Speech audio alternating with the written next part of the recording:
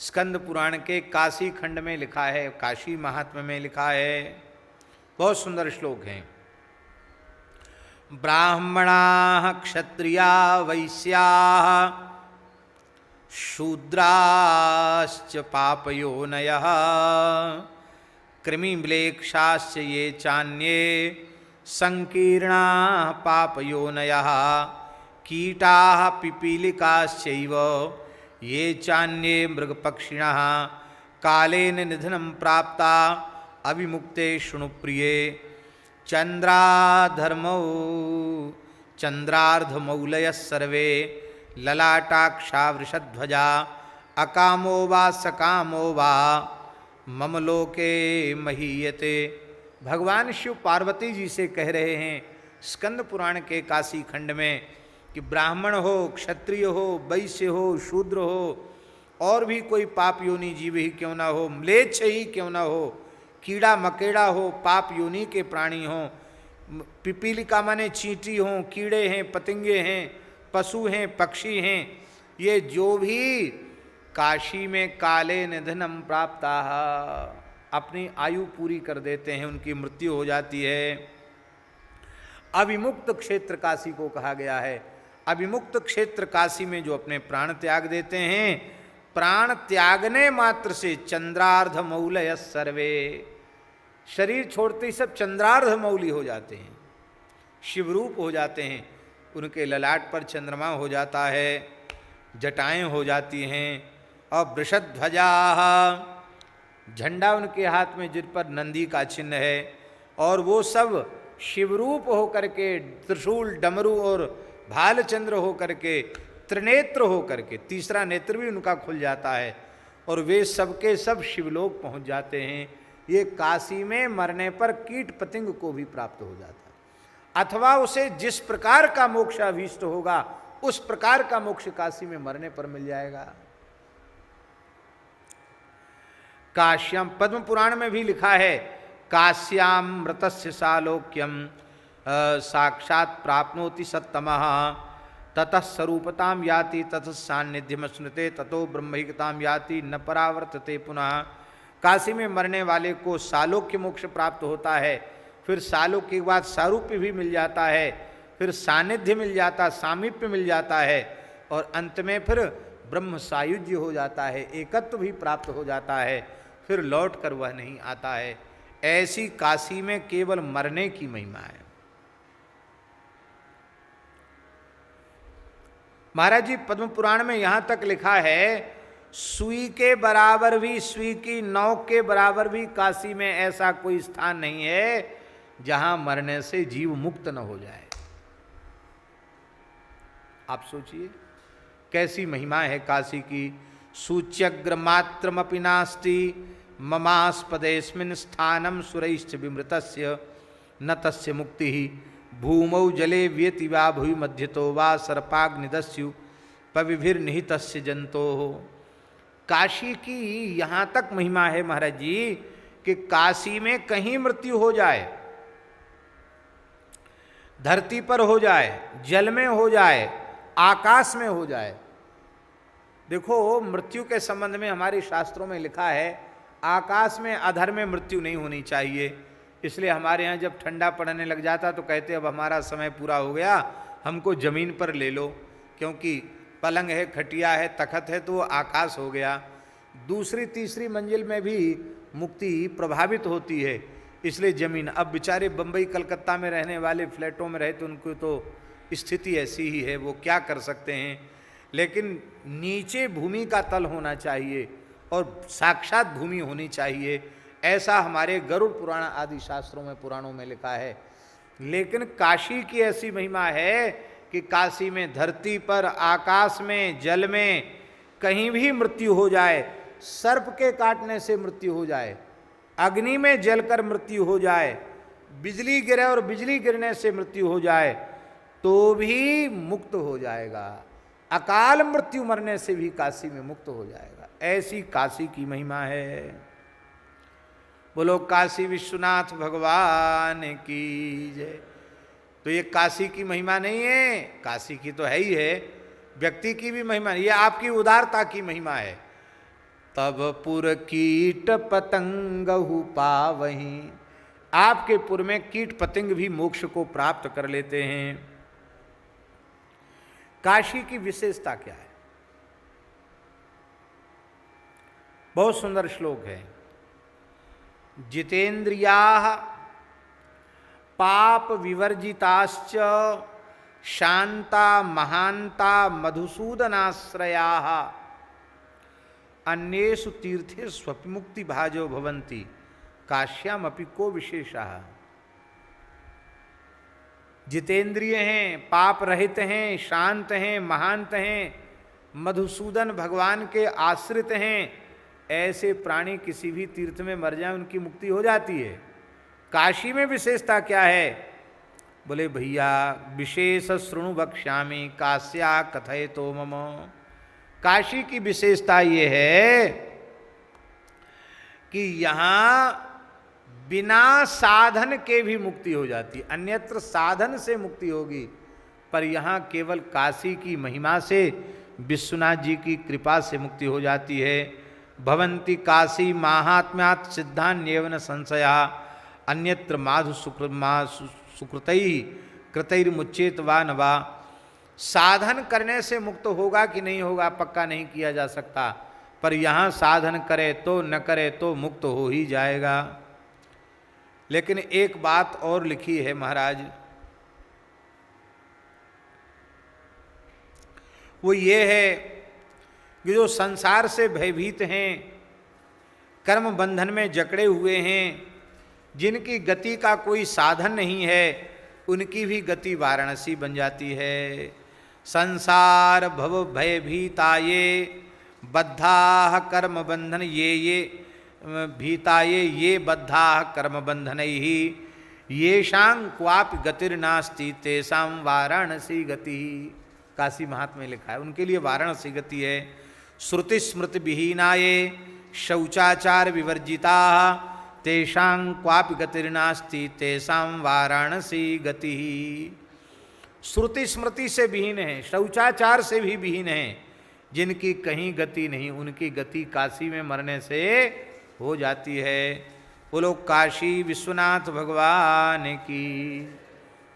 उत्तरायण दक्षिणायन में भी विचार किया जाता, गीता जी में है ना, उत्तरायण में मरने से मोक्ष सूर्यमंडल का भेदन करके जाते हैं, और दक्षिणायन में मरने से चंद्रमंडल का भेदन करके जाने से लौट के आना पड़ता है, गीता जी में लिखा है। पर काशी महात्म्य में लिखा है उत्तरम दक्षिणम वापि अयनम न विचारेत।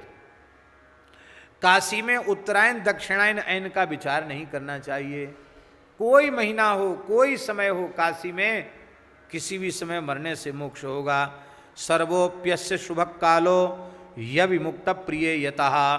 भगवान शंकर कह रहे हैं कि यहाँ के सब काल शुभ ही हैं, यहाँ तो बस मर जाए इतना ही यहाँ के लिए विशेष बात है। रथ्यंतरे किसी गली कूचे में मर जाए, मूत्र पुरुष मध्य मलमूत्र का गटर बह रहा हो उसमें डूब के भी कोई मर जाए, चांडाल ग्रह में मर जाए, स्मशान में मर जाए, कहीं भी मर जाए। रथ्यंतरे मूत्र पुरुष मध्य चांडालयोन्योथवा स्मशाने कृत प्रयत्नोप्यकृत प्रयत्न। साधन किया हो अथवा साधन न किया हो, देहावसाने लभतेत्र मोक्षम। देहावसान में उसे मोक्ष अवश्य मिल जाता है। अब यहाँ एक प्रश्न है कि वेद में लिखा है ऋते ज्ञानान न मुक्ति ही, बिना ज्ञान के मुक्ति नहीं होगी। और ये भी लिखा है न कर्मणाम अनुष्ठानैर् न दानतैः न दानैः तपसैः तपसा पिवा कैवल्यम लभते मर्तः किंतु ज्ञानेन केवलम। स्मृति में लिखा है कर्मों से नहीं मिलता, अनुष्ठान से नहीं मिलता, दान से तपस्या से कैवल्य मोक्ष नहीं मिलता, वो तो केवल ज्ञान से ही मिलता है। तमेव विदित्वात् मृत्युमेतु नान्यः पंथा विद्यते यनाय। ज्ञान को छोड़ करके जीव के कल्याण का कोई दूसरा मार्ग नहीं है। तो ये सब जो श्रुतियां हैं इनकी संगति कैसे बैठेगी? काश्याम मरणान मुक्ति, आपने काशी की इतनी महिमा गा दी, तब इसका समाधान यही है कि काशी में मरने के पहले भगवान शिव श्री राम तारक मंत्र का उपदेश कर देते हैं और उससे ज्ञान का उदय हो जाता है, और जब ज्ञान का उदय हो जाता है तो जीव मुक्त हो जाता है, स्वरूप का ज्ञान हो जाता है। इसलिए श्रुतियों की भी संगति बैठ जाती है। और एक श्लोक लिखा है, हमने शायद कहीं डायरी में भी लिखा है और लिखवाया भी है। काशी का जहाँ इतना महात्म्य लिखा है वहाँ यह भी लिखा है कि काशी में सावधानी पूर्वक रहना चाहिए। इसका मतलब ये नहीं कि काशी की इतनी महिमा है तो काशी में खूब ऊट पटांग काम करो, चाहे जैसे रहो, चाहे जो खाओ पियो, और तो मरने के बाद मोक्ष हो ही जाएगा। ऐसा काशी महात्म्य का स्मरण करके हठपूर्वक कोई पाप करता है तो मरते समय ऐसा दुष्प्रारब्ध उदित होगा कि वो काशी उसको मिलेगी नहीं, कहीं का कहीं जाकर मर जाएगा, काशी नहीं मिलेगी। बहुत सुंदर श्लोक है, लिखने योग्य श्लोक है। असनम व्यसनम वासः काश्याम येषाम ममार्गतः अमार्गतः। शास्त्र का जो मार्ग है ना, शास्त्र मार्ग, शास्त्र विरुद्ध तरीके से जो काशी में भोजन करते हैं, व्यसन करते हैं, ऊटपटांग चीज खाते पीते हैं, काशी में वास करते हैं, आचारहीन होकर के, विचारहीन होकर के, शौचाचारहीन होकर के, धर्म और सदाचार से शून्य होकर के जो काशी वास करते हैं। यहाँ काशी वास का मतलब केवल काशी से नहीं समझना, किसी भी तीर्थ में निवास करते हैं तो कीकटेन समाम काशी, उनके लिए काशी कीकट के समान है। कीकट मगध जिन भूमियों को अपवित्र कहा गया उसके समान उनके लिए काशी है। और गंगा उनके लिए अंगार वाहिनी, गंगा प्यंगार वाहिनी, गंगा अंगार वाहिनी उनके लिए है। इसलिए काशी में रहने वालों को बहुत सावधान रहना चाहिए। गरुड़ पुराण में और सनत कुमार संहिता में भी इसी प्रकार का वचन मिलता है। काशी में पाप कर्म जो करते हैं वो मरने के बाद मुक्त तो होते हैं, पर उनको भैरव जी की यातना में जाना पड़ता है, भैरव यातना सहन करनी पड़ती है। और भैरव यातना यम यातना से भी भयंकर होती है, यमराज से भी भयंकर दंड भैरव जी देते हैं, दंड देकर उसको शुद्ध करते हैं, इसके बाद उसे मोक्ष मिलता है। तो महाराज जी लिखा है गरुड़ पुराण में, वाराणस्याम स्थितो यो वै पातके सुरत सदा, वाराणसी में रह करके जो पाप कर्म करता है, योनिम प्रविश्य पैसाचीम वर्षाणाम अयुतत्रयम्। कहते महाराज वो 3 अयुत, अयुत माने 10,000, 10 को 3 से गुना करो तो कितना हुआ 30,000, 30,000 वर्ष तक उनको पिशाच की योनि में रहना पड़ता काशी में। पहले तो भयंकर यातना भोगनी पड़ती है, भैरव यातना, और भैरव यातना भोगने के बाद 30,000 वर्ष के लिए पिशाच की योनि में रहना पड़ता है, और इसके बाद फिर उनका मोक्ष होता है। बोलो भक्तवत्सल भगवान की। तो इतना लंबा मोक्ष तुमको चाहिए हो कि पहले भैरव यातना भोगो, फिर 30,000 वर्ष तक पिशाच की योनि में रहो, इसके बाद मुक्त हो, तो वो व्यवस्था भी काशी में है। मतलब यही है कि काशी में ऐसा काम क्यों कर के भूत प्रेत पिशाच बनना पड़े, ये ठीक नहीं है।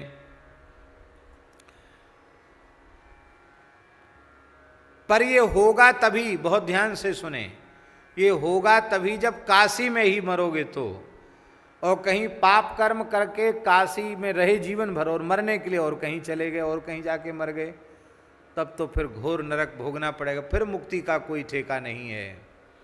पर भैया हम लोग जिस ब्रजभूमि में बैठे हैं उस ब्रजभूमि के संबंध में पद्म पुराण में लिखा है कि इस ब्रजभूमि में केवल जन्म हो जाए और फिर जाके कहीं भी मर जाए तो भी भूमि के संबंध से मोक्ष हो जाएगा।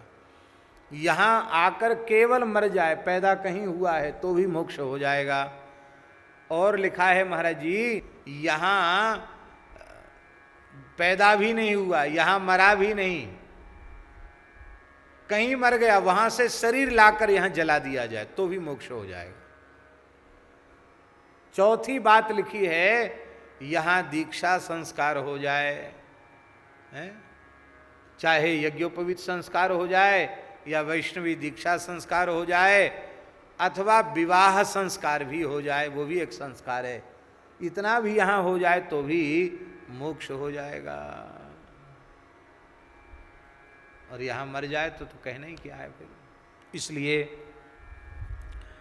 धाम की बड़ी भारी महिमा है।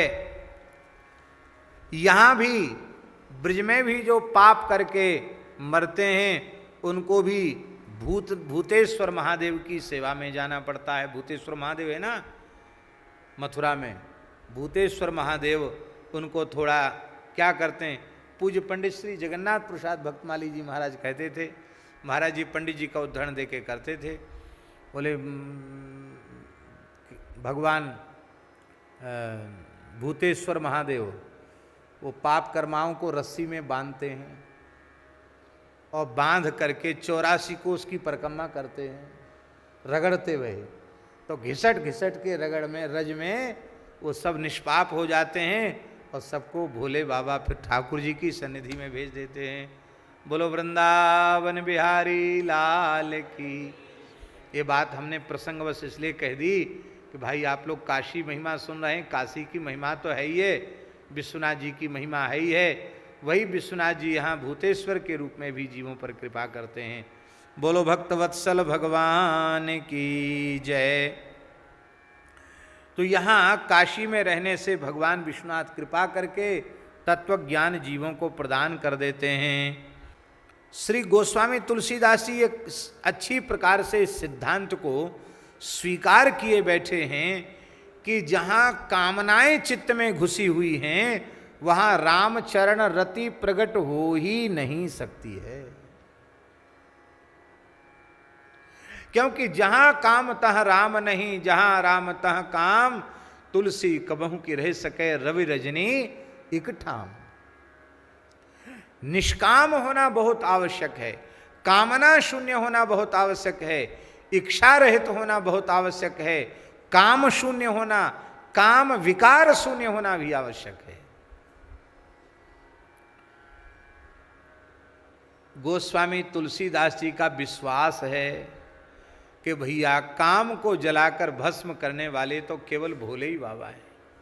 तब शिवती सर नयन उघारा, चितवत काम भयऊ जरी छारा।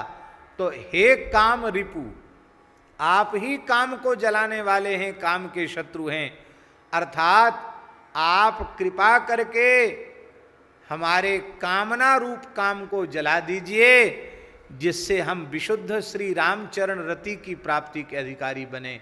आप हमारे काम को जलाइए और श्री रामचरण रति हमें प्रदान कीजिए। बोलो भक्तवत्सल भगवान की जय।